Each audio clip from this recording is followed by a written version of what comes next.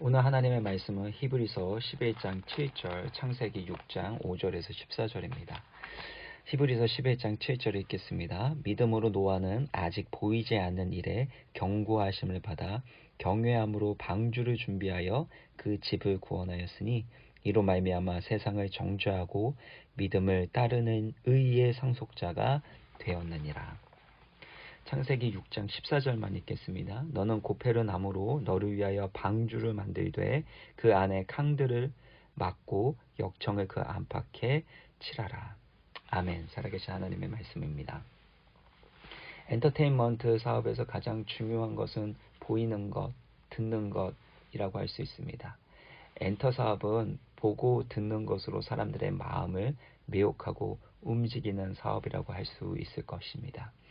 그러나 우리 인생을 돌아볼 때도 우리가 무엇을 보고 듣는가는 우리의 삶을 결정한다라는 것입니다.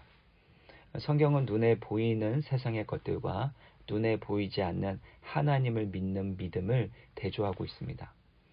보는 것에 따라 살아갈 것인가 아니면 믿음으로 살아갈 것인가 라는 질문입니다. 창세기 6장 2절을 보시면 죄악이 번성해지는 모습에 대해서 설명합니다.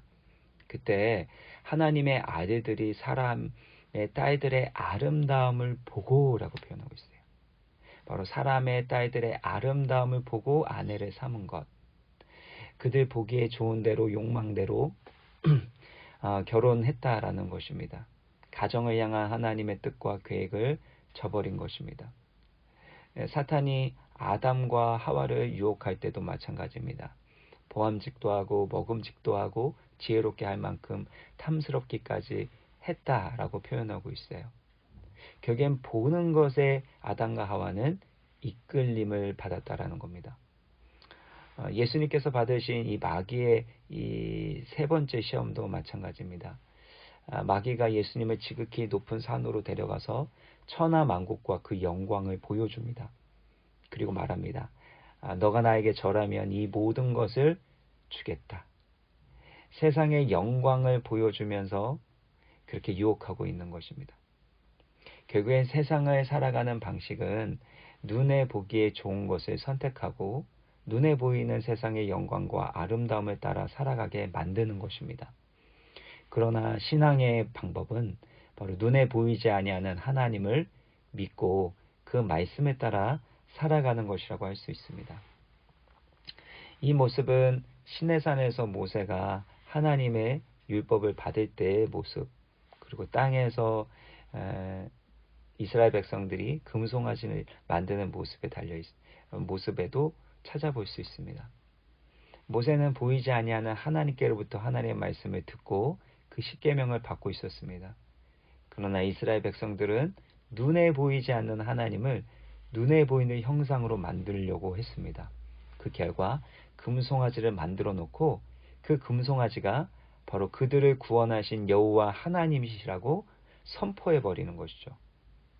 눈에 보이는 것과 눈에 보이지 않은 것 사이에 늘 하나님은 우리 가운데 도전하고 말씀하고 계시는 것입니다. 그렇다고 하나님께서 우리 가운데 보게 하시는 이 시력을 주신다라는 것, 이것이 잘못된 것은 아닙니다. 하나님께서도 창조하신 세계를 바라보면서 보시기에 좋았더라라고 말씀하십니다. 시력을 통해 우리는 하나님의 아름다움과 선하심을 보고 감탄할 수 있습니다. 하나님을 예배합니다. 그리고 그 하나님의 형상을 닮아가고 그 하나님의 형상을 세상 가운데 보여주는 삶을 살아갈 수 있습니다. 또 하나님을 더욱 사랑하고 이웃을 사랑하는 시력을 갖게 될 때 많은 사람들을 살릴 수 있습니다. 누가복음 10장을 보면 선한 사마리아 사람의 그 비유가 나오는데요. 강도 만나서 거의 죽게 된 자를 보았을 때 그를 긍휼히 여겼다라고 합니다. 바로 그 강도 만난 사람을 긍휼히 여기는 마음과 시력이 있었기 때문에 그 사람을 살릴 수 있었던 것입니다.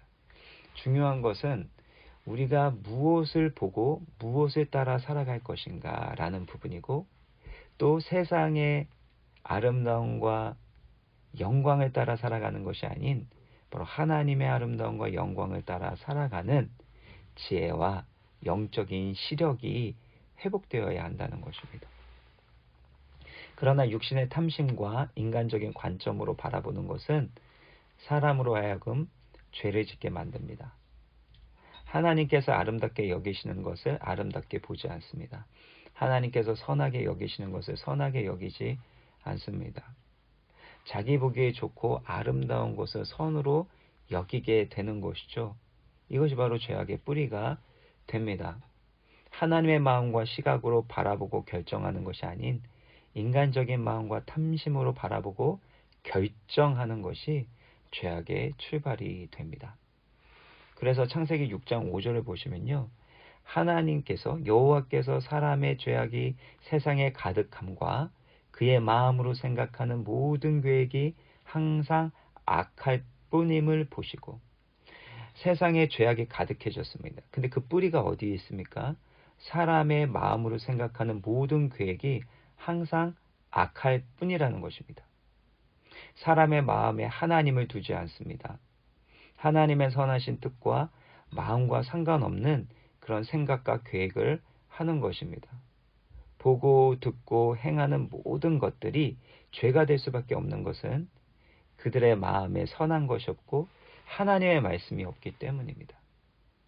우리가 살아갈 때 하나님의 말씀이 우리의 마음 가운데 있지 않는다면 우리가 보고 듣고 행하는 모든 것들은 결국엔 나 중심적인 바로 죄악의 것들이 될 수밖에 없다라는 것을 기억해야 하는 것입니다.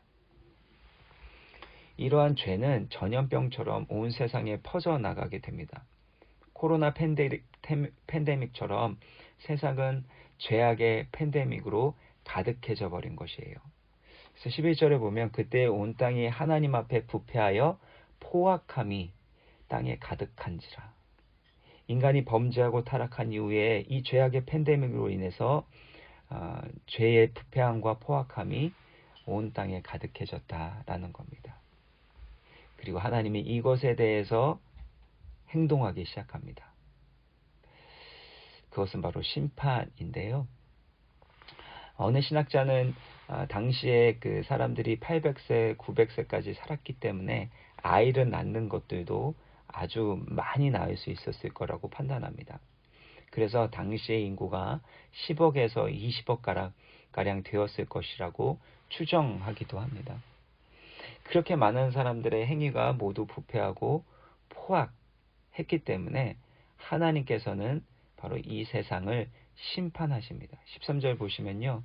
하나님이 노아에게 이르시되 모든 혈육 있는 자의 포악함이 땅에 가득함으로 이 죄로 인해서 자기의 욕망을 따라 살아가는 그 결과 포악함, 이 폭력과 무자비함과 이 부조리함이 땅에 가득했다라는 겁니다. 그래서 그 끝날이 하나님 앞에 이르렀으니 바로 하나님께서 그들을 땅과 함께 멸하시겠다라고 말씀합니다. 하나님께서는 죄악에 대해서 그냥 넘어가시지 않습니다. 반드시 죄악에 대해서 심판하시는 거룩하고 공의로우신 하나님이십니다. 그런데 그 심판 가운데서도 하나님의 긍휼과 구원의 은혜가 있다는 것이 얼마나 놀랍고 감사한 일인가요? 하나님이 우리 가운데 구원을 베푸신다라는 것은 죄악에 대한 심판이 있다라는 겁니다. 그러나 그 심판 중에도 하나님의 진노 가운데도 긍휼과 구원의 은혜가 있는 겁니다. 그리고 그것을 위해 하나님 우리 가운데 회개를 요청하고 계십니다. 하나님께서 이렇게 심판하시겠다라고 말씀하시고 난 다음에 6장 3절을 보면 그러나 그들의 날은 120년이 되리라. 바로 심판하지 않습니다. 왜 그럴까요? 하나님은 구원의 역사를 이루어 나가기 위해서 방주를 짓는 시간을 허락하시는 것입니다. 그리고 그 120년 동안에 세상 사람들로 하여금 하나님께로 돌이키를 원하시는 회개의 기회, 회개의 시간을 허락하신다라는 것입니다. 결국엔 하나님은 그 죄악에 대한 진노와 심판 가운데서도 회개의 은혜와 기회를 우리 가운데 주시고 우리를 구원하고자 하신다라는 것입니다. 그래서 14절을 보시면요. 너는 노아에게 말씀하시는 거죠. 고페르 나무로 너를 위하여 방주를 만들되 그 안에 칸들을 막고 역청을 그 안팎에 칠하라. 노아의 방주를 통해 하나님의 새로운 구원의 역사를 이루어 가시고자 하시는 것입니다.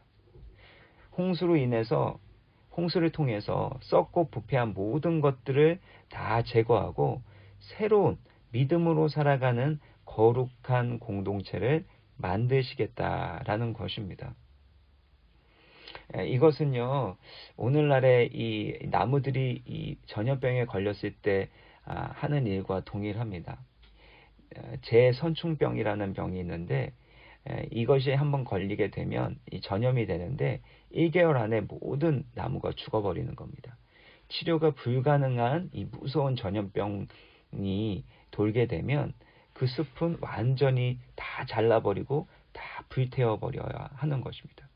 그렇지 않으면 이것이 번져나게 되면 모든 숲이 다 전염되고 죽어버리기 때문인 것이죠. 이처럼 죄악의 팬데믹 상황에서 하나님께서는 새 일을 행하시는데 심판과 함께하는 새로운 구원의 역사라는 겁니다. 그런 면에서 노아는 하나님의 그 새로운 믿음 공동체의 대표 주자가 됩니다. 그리고 노아는 보이지 아니하는 하나님을 믿는 믿음으로 방주를 준비합니다. 히브리서 11장 7절을 보시면요. 믿음으로 노아는 아직 보이지 않는 일에 경고하심을 받아 경외함으로 방주를 준비하되 그 집을 구원하였으니. 노아 시대에 하나님의 심판으로 대홍수가 일어난다는 것은 그들 입장에서는 한 번도 보지 못했던 일이고 또 상상할 수도 없는 일이었습니다. 그래서 노아는 믿음으로 보이지 않는 일에 경고하신 그 말씀을 받아서 방주를 지었다라는 것이에요. 많은 주석가들이 이 창세기 2장 5절 여호와 하나님이 땅에 비를 내리지 아니하셨고 또 6절을 보면 안개만 땅에서 올라와 온 지면을 적셨더라. 이 근거로 해서 노아 시대에도 비가 내리지 않았을 것이라고 판단하기도 합니다. 확실한 것은 이 홍수가 무엇인지 이 노아 시대에 있는 사람들은 알지 못했다라는 겁니다. 한 번도 경험하지 못했던 홍수입니다.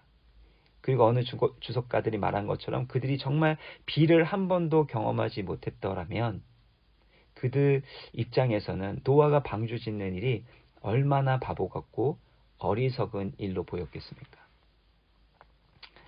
이 방주를 짓는데도 7, 80년 이게 따져보면 한 98년에 가까운 그 시간 동안에 방주를 지었다고 이렇게 추정할 수 있는데요. 100년 가까운 시간 동안에 그 방주를 짓습니다. 지을 때 가족들은 뭐라고 할까요? 아버지 하늘을 보세요. 구름 한 점 없고 홍수가 대체 무엇인데 그런 거 한번 본 적이 있습니까? 그게 무엇이길래 이 방주를 짓습니까? 그것도 100년 가까운 시간 이렇게 방주를 짓는 것 왜 우리는 이걸 지어야 됩니까? 어쩌면 그런 항변의 소리도 들었을 것입니다. 세상 사람들은 손가락질하면서 바보 같은 짓, 어리석은 짓을 한다고 무슨 하늘에서 비도 내리지 않는데 무슨 놈의 홍수냐라고 그게 비난하고 했을 것입니다. 그런데 노아는 믿음으로 방주를 짓습니다. 그리고 그 믿음은 인내함으로 연결돼서 그는 100년 가까운 시간 동안에 바로 방주를 만들어 갑니다. 만약에 눈에 보이는 것에 이끌렸다면 노아는 결단코 순종할 수 없었을 것입니다. 방주를 짓지 못했습니다. 그러나 눈에 보이지 아니하는 하나님의 말씀을 믿음으로 받아들입니다. 그리고 그 말씀에 따라 순종하게 되었을 때 놀라운 하나님의 구원의 역사를 노아뿐만 아니라 온 가족이 경험하게 된 것입니다. 그러므로 하나님의 말씀을 듣는 일에 힘써야 됩니다. 말씀을 들으면 믿음의 눈이 열립니다. 믿음의 눈이 열리면 영적인 눈이 열립니다. 그러면 이전에 보이지 아니하였던 하나님을 보기 시작합니다. 하나님의 일하심을 경험하기 시작합니다. 마태복음 5장에 보면 마음이 청결한 자는 복이 있나니 그들이 하나님을 볼 것이며 마음이 청결한 자는 바로 하나님을 보게 되는 복을 누리게 된다라는 겁니다. 사도 바울도 고백합니다. 고린도후서 4장 18절에 보면 우리가 주목하는 것은 보이는 것이 아니요 보이지 않는 것이니 보이는 것은 잠깐이요 보이지 않는 것은 영원함이라. 우리가 주목하는 것은 보이는 것이 아닙니다. 왜냐하면 보이는 것은 잠깐이지만 보이지 않는 것이 영원하기 때문입니다. 그래서 고린도후서 5장 7절에 보면 이는 우리가 믿음으로 행하고 보는 것으로 행하지 아니함이로다. 우리는 무엇에 따라 살아가고 행하고 있습니까? 믿음으로 행하고 있습니까? 아니면 보는 것에 따라 느껴지는 것에 따라 행하며 살아가고 있습니까? 하나님의 말씀이 우리 안에 있지 않으면 우리는 눈에 보이는 대로 피부에 와닿는 대로 살아갈 수밖에 없습니다. 마태복음 24장 38절에 노아 홍수 시대의 사람들의 삶의 모습을 표현하고 있습니다. 홍수 전에 노아가 방주에 들어가던 날까지 사람들이 먹고 마시고 장가들고 시집가고 있으면서 홍수가 나서 그들을 다 멸하기까지 깨닫지 못하였으니 인자의 임함도 이와 같으리라. 홍수 전의 사람들의 모습은 무엇인가요? 방주에 들어가는 날까지 먹고 마시고 장가들고 시집가는 일이었습니다. 먹고 마시고 시집가고 장가가는 일들이 뭐가 잘못된 일일까요? 전도서의 말씀처럼 인생에서 하나님이 허락하신 복된 일들이었습니다. 근데 문제는 먹고 마시고 시집가고 장가가는 것들을 자신의 욕심에 따라 자기의 행복을 위해서 하는 것이었습니다. 그것이 문제였습니다. 반드시 홍수가 오게 된다는 하나님의 말씀, 그 노아의 경고를 그들은 무시하며 눈에 보이는 것을 따라 살아갔던 것입니다.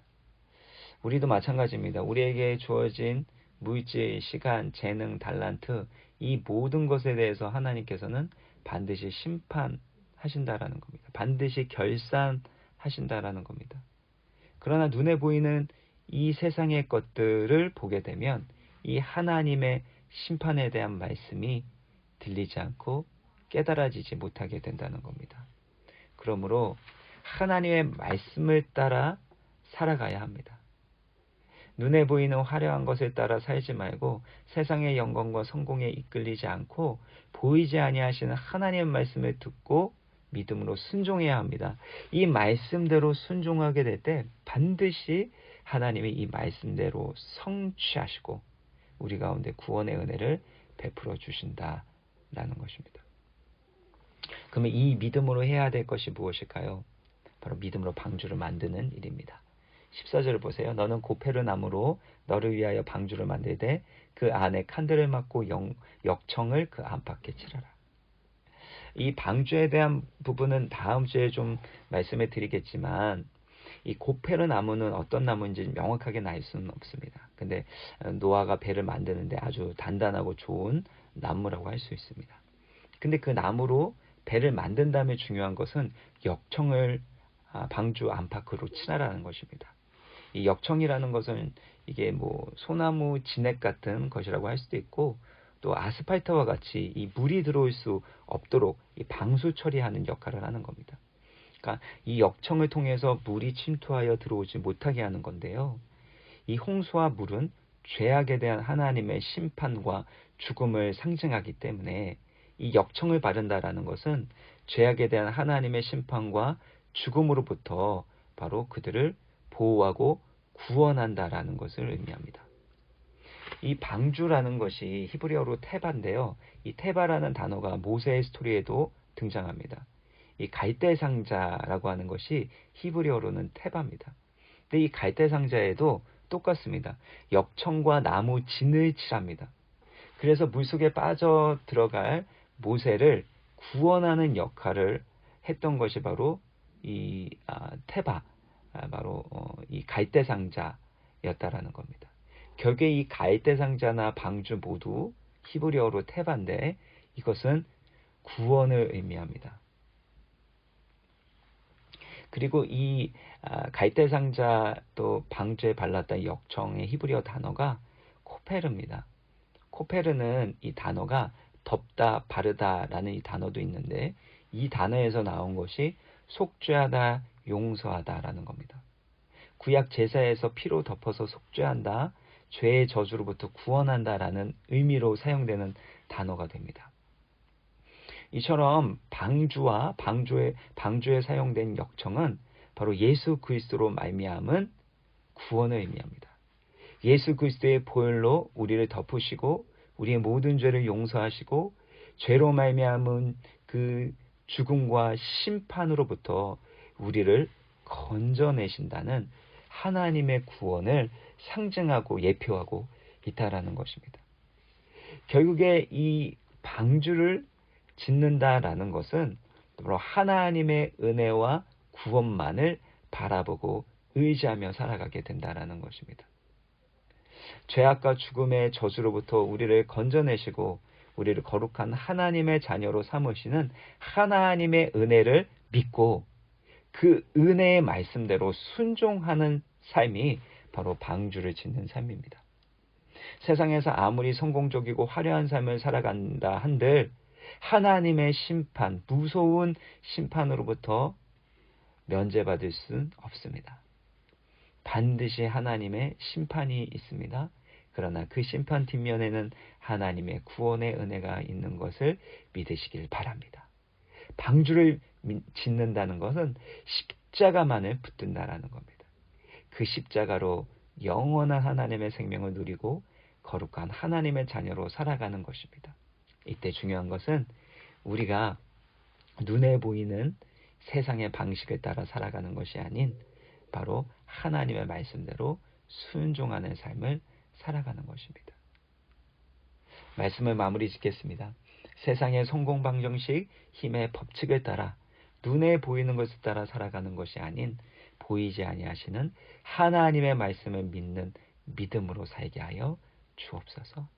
십자가만을 붙들고 의지하는 믿음으로 살게 하여 주시며 하나님의 말씀, 보이지 아니하는 하나님의 말씀대로 순종하게 될 때 이전에 보이지 않은 하나님의 영광과 아름다움과 형상을 볼 뿐만 아니라 나타내고 보여주는 복된 삶, 믿음의 삶을 살아가게 하여 주옵소서. 제가 기도하고 마무리하겠습니다. 살아계신 하나님 아버지, 죄악의 팬데믹 상황 가운데서 하나님께서 노아를 선택하시고 그 노아를 통해서 놀라운 하나님의 구원의 역사를 이루어 가셨던 것처럼 아버지 하나님, 하나님께서 선택하신 하나님의 사람을 통해 하나님의 귀한 구원의 역사를 이루시고 하나님의 영광스러운 이들을 나타내 주시는 줄 믿습니다. 주님, 눈에 보이는 우리의 세상의 것들 따라 살아가지 않게 하여 주시고 하나님의 영광과 나라를 위하여 살아갈 수 있도록 주의 말씀으로 주의 성령으로 충만케 하여 주옵소서. 하나님, 이 세상 가운데서 때로는 조롱하고 비난하는 세상 사람들의 목소리가 있지만 세상의 방식이 아닌 하나님의 말씀에 따라 살아가게 될 때 반드시 하나님의 일하시는 손길, 하나님의 구원의 역사를 나타낼 수 있도록 주의 성령으로 도우시고 인도하여 주옵소서. 우리의 삶의 소망 되시고 능력과 구원 되시는 예수 그리스도의 이름으로 간절히 기도합나이다. 아멘.